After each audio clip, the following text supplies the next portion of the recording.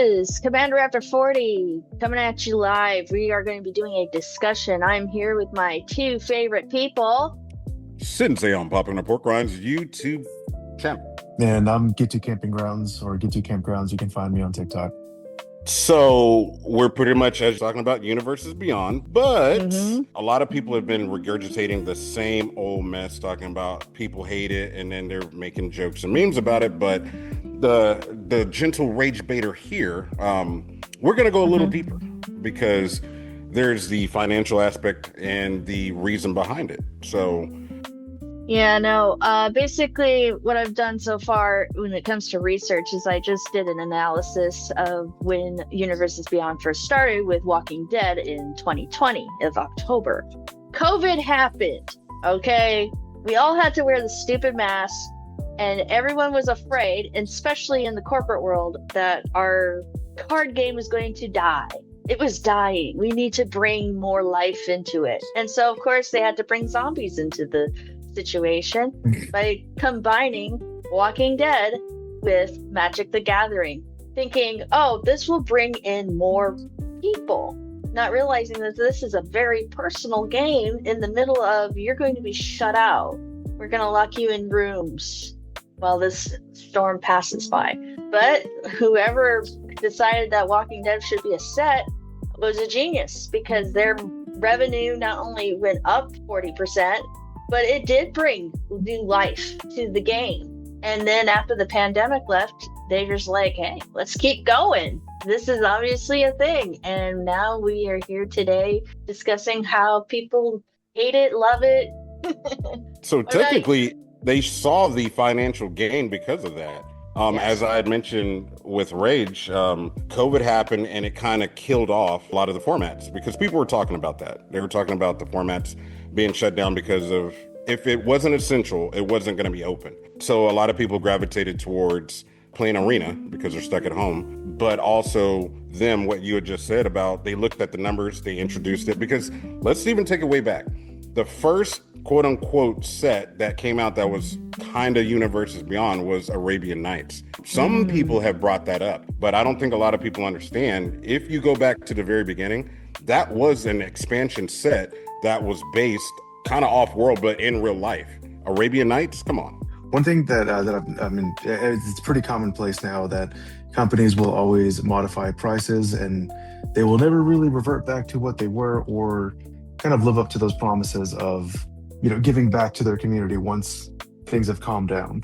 Unfortunately, at least the way I see it is that people come into this hobby space because of these Universes Beyond, and then in some cases they just lose interest. And so, at least from what I've seen, some of the player base feels, I don't know, betrayed, or feels that they just got into it at the wrong time, or they have regrets getting into it once they're in.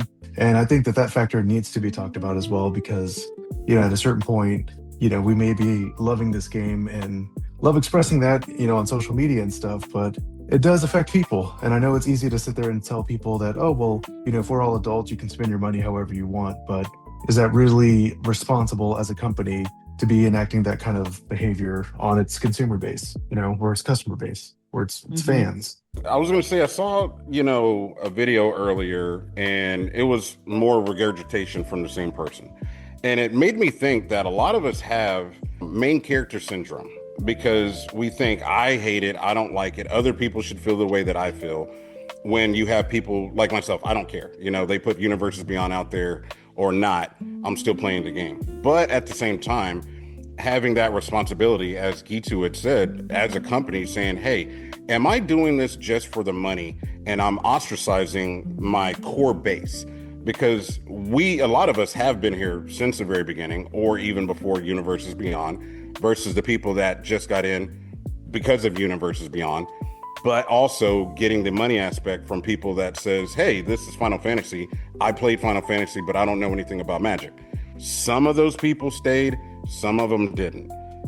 How much is that responsibility on the company to recognize and say, how can we differentiate from having this one thing that a lot of people don't like versus keeping that core base invested and not feeling like they're back burner? I think that a lot of people don't understand in the sense of the business aspect of it, that when they are going after a particular fan base group, they are not expecting right away for that group to stick around. For example, when as you mentioned, the Final Fantasy set, my brother is a Final Fantasy influencer. So when the set came out, he went full balls to the walls. And I was just like, can I have your gold chocobo since you're not going to be playing with it? And he doesn't play the game? He does not play the game. He has no interest in the game. And I'm, as both of you know, as we all are here today, we are Magic the Gathering players. So when I see somebody just collecting the cards, I have to remind myself, this is mainly a card collecting product. They are to collect the cards. Playing the cards is great. We love that. That's the fun part for us. But from a business perspective, they're looking at it from a collector standpoint. They're like, oh, we have this fan group. They've spent a lot of money on this particular fandom. Let's cater to that set for those people. So yeah, I understand their anger and frustration, the Magic community. But from a business standpoint, it's absolutely genius because they are looking at it from a one-shot perspective. And that's actually kind of a common business model among a lot of these big corporations. They're not planning on sticking around for 50 years like Sears did. They're thinking, wham, bam, thank you, ma'am, and then take off. Chris Cox literally said, how do we get more women into Magic the Gathering? And then he followed it up with K-pop. What? That to me seems like he's just way detached and only stuck on the graphs and the numbers instead of, again, that base. Yeah, no, but I'm sorry, it visibly bugs the shit out of me when companies call the people who buy their product consumers.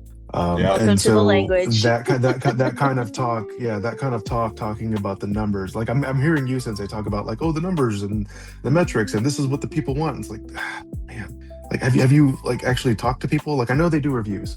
I know, like, you typically, from what I understand, after sets, they send out a review to people via email link or go to the website, and you can fill out that review and stuff. But if they went off the metrics, I think things would be different. But at a certain point, who's to say that they don't go off of the metrics and they just go off of whatever will make the most money? If people ask for something like, well, that's neat, but I would imagine to think that that's pretty common, like for people to say, oh, well, we want this. Like I remember when Strixhaven came out, my buddies and I, pretty much everybody I talked with said, how cool would it be if they did a Harry Potter Secret Lair? Since it's akin to it, that's the world that's inspiring the product. How cool would that be? It would be pretty sick. And so I'm sure there are plenty of people out there who are fans of, Harry Potter who wanted something similar to that. It's not here. We didn't will it into existence. Which tells me that either the IP was too expensive for them to grab a hold of, or for one reason or another, they just didn't want to do it. Well, J.K. Rowling came out and said some wild stuff, and it probably was something that scared them off a long time ago. It's weird because it just seems as though that we can ask for things, but I guess until like as most people know, is until you vote with your wallet or you make those changes with what you buy, things aren't really going to change. You can sit there and tell them, oh, I wish for this, I wish for that, but it ultimately doesn't matter. They're going to do whatever they want to do anyway. I was going to say a lot of the sets are planned out, so it's not like they can't just not put that stuff out because a lot of this stuff has been in development for years.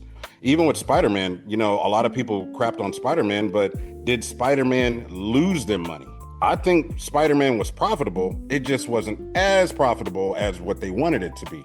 They're never looking at it that deep of why Wizards of the Coast is doing it. We can crunch numbers and all this other stuff, but as Gitu said, people want to say that they want it changed while they're still feeding the machine. They're still giving them their money. They got the whole yay, they're doing the thing with Secret Lairs. Come to find out that they've always done that when it came to donations and these projects. It wasn't a win. It was just something that they just checked off. Okay, we're going to do this. And then people ate it up and they still continued to pay. They still gave them their money. Nothing's ever going to change unless they do that. With the Universes Beyond aspect of it, where it's upsetting a lot of people, I feel that those people are kind of purists, maybe. Yes. Because swords and sandals. You know, that's why they say everything, you know, sucks Universes Beyond, unless it's Lord of the Rings, because that slots right in perfectly. Nobody complained about Lord of the Rings except the racists and Black Aragorn, but that's neither here nor there, you know. But Final Fantasy also, nobody really complained about Final Fantasy, you know, but everything else, people were up in arms and they're always mad. And I don't think they ever asked, why are they pumping out Universes Beyond? You know, and we all know it's drawing in more people. They need to get eyes on it. They want you through the door first. You know, they don't care about nothing else except getting you through the door, and hopefully you will become addicted. And now you're caught in the system. Well, another thing too, from an analytical, go ahead. I was going to say, from an analytical experience, from understanding how these universes are being pumped out, and yes, they're planned years in advance. Let's take the Avatar set, for instance. The point is that with the Avatar set that they're doing also with Star Trek, as well as with the original set block, is they have what's called beginner boxes, which is basically, they're like really big booster boxes with 60 cards that you can mix and match like a draft night, and it teaches you the game. And I think that if they keep up with this trend of setting up these secret layers to try to bring new people into the game, these beginner boxes are going to be more and more expensive. Like, I think the first beginner box I ever got when they started coming out was like $20, and now they're spiking up to 40 with this upcoming set. And it's and I think that that's actually a really good goal if they're trying to, you know, hit the collector, but try to get the person to spend money. But unfortunately, with these Universes Beyond, they're also neglecting their core base. But at the same time, I don't know if any of you have seen the timeline yet for the next year's sets. I've seen it, but he hasn't. What is it? No, I've intentionally been out of the loop on what's going on. It's like, I'm not doing this shit. Well, one of the things I was noticing that they are trying to refocus back into their core again with their set drops. Yep. Come and go. Wax and wane. Part of the cycle. So they are not focusing so much on their secret layer drops or their Universes Beyond drops this much for the next set week. Right now, I am actually very stoked for this Star Trek, and I am going to be a collector, not a player. Off with your head. You cannot. I know. I cannot be a collector. I must play. How dare you? I don't have a single card from what is it? Assassin's Creed. I completely don't have it. What is the other one that came out? Warhammer, 0. Fallout, 0. And there's a Doctor Who, 0. No, I skipped them. Not a single card. Yeah, same. I have a principle I practice, at least I try to be faithful to it, and that's I look at what's coming out, I pick a set, and I go all in. And then all the other sets, I either buy a singles from them, or people gift them to me, or I might buy a pack on a game night where I just want to bust open a card and then have my friends go, ooh, can I have it? But give me that. Give me that. I know you're not going to play with it. Give it to me. What are you going to do with that? Exactly. Give me your golden chocobo, please. But anyway, so that's how I did it. And so when I heard Star Trek was coming out, I went all in. And then all these other sets, when Laurelwood came through, I was just like, God damn. If I knew the set was going to be so awesome, I would have went all out with that. But I'm going to stick to the Star Trek. I mean, Kamigawa for me seems kind of cool coming out, you know. I hear it's going to be kaijus versus mechs. Yeah, you know. I mean, but again, artifact heavy. And I just thought of this right now. I remember another conversation that somebody had mentioned in my Facebook group where they had mentioned that they were forced into getting Universes Beyond because of the cards. And I'm like, I'm looking at all the sets that I skipped, and I still have won games or not just died right off the bat because I skipped a lot of sets. Mm-hmm. I don't understand why they feel like they're forced to buy certain things. What it does is it's just a different way to play the game. You can get cards from 10 years ago, build a deck not using anything that's of now. Yes, there's power creep, but if we don't have bans, very powerful stuff. Very Not in powerful. standard. Well, standard has the fantastic car right now that's busting up. I know. Standard. So I've seen that. They've got one on sale for I think like 20, 30 something bucks at my LGS right now. better get And it. that's what I'm saying. Like that's what I'm saying. Like if that's what you want to do, man, if you want to be the rock star that kills it on standard night, or on Friday Night Magic, then that's what you're going to have to do, unfortunately. Standard is its own demon. But at any point, you're not forced to. You're not forced to buy these cards, man. You're not forced to do these things. And that's what I'm getting at. Now, standard is its own thing because some of that stuff, because they're going to quickly ban. If a lot of people start playing the same decks, they want to switch up the meta. We get it.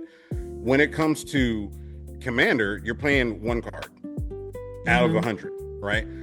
I don't think that you're forced to buy any new set that's coming out with over 20,000 different cards in the game. Yes, there's bans, rule 0. And a lot of people say, well, I can't do this, I can't do that. But a lot of people don't play Sanction. A lot of people aren't going and joining tournaments, and they want to act like they do.